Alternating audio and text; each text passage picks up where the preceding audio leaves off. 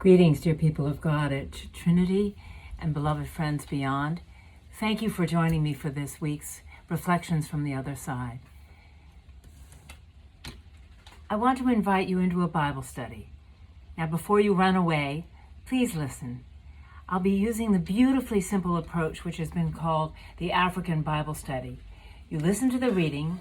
It's usually read more than once, but I'll be reading the passage just once with you today. You listen to the reading and let the words speak to you where you are in your life, and you notice the phrase that catches your attention more than any others. You let that phrase be what the Spirit is saying to you at this point in your life.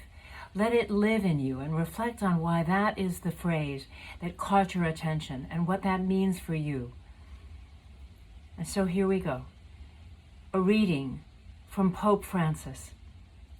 You can have flaws, be anxious, and even be angry, but do not forget that your life is the greatest enterprise in the world.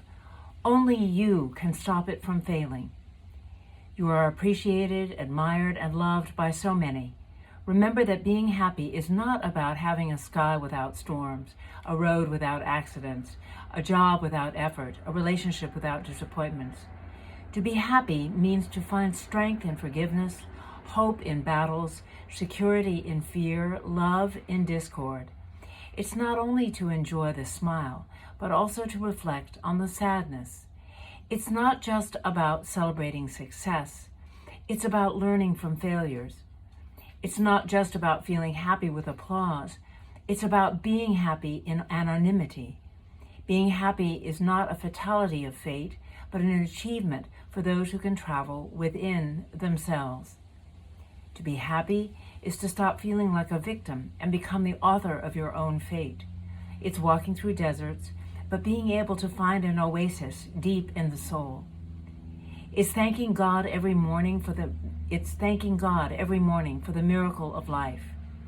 Being happy is not being afraid of your feelings and being able to talk about yourself. Have the courage to hear a no and find confidence in criticism, even when it's unwarranted. It's kissing your children, cuddling your parents, having poetic moments with friends, even when they hurt us. Being happy is letting the creature that lives in each of us live, free, joyful, and simple. You have the maturity to be able to say, I've made mistakes. It's having the courage to say, I'm sorry. It's having the sense to say, I need you. It's having the ability to say, I love you. May your life become a garden of opportunities for happiness, that in spring he may be a lover of joy, and in winter a lover of wisdom. And when you make a mistake, start over, because only then will you be in love with life. You'll discover that being happy isn't having a perfect life, but use tears to irrigate tolerance. Use your defeats to train your patience.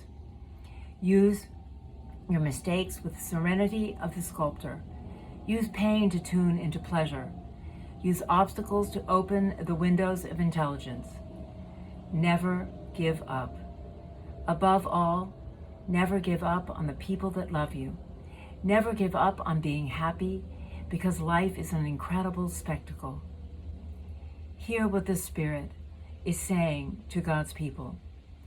So I invite you now to reflect on that phrase that caught your attention the most. And if you need to, listen to me reading the passage from the speech from Pope Francis, who I believe is saintly. Again, all God's blessings, dear people.